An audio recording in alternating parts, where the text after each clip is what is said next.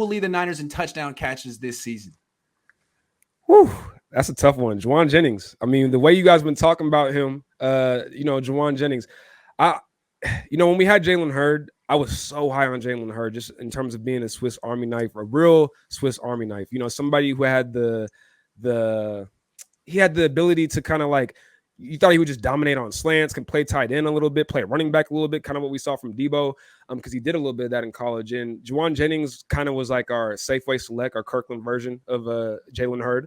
I think that's what that's what I thought we were getting him to be. But it ended up not being that way. I think Safeway Select still exists. I don't know. I think they have their black cherry brands, like 35 cents. Brands. Yeah, you can get the little. All right, sorry about that. The knockoff things, I love Safeway Select. Yeah, you get the Sudafed or you get the Safeway Select version, which is like $5 cheaper, but pretty right. The Cheerios, the cereal, all that. All right. So you said Juwan Jennings.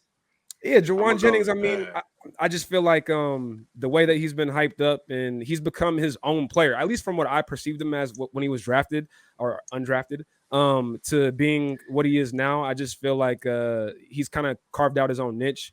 And he came on last year and was really dangerous for us. And all the hype that you guys have been giving him, I got high expectations, especially if he can be a beast in the red zone.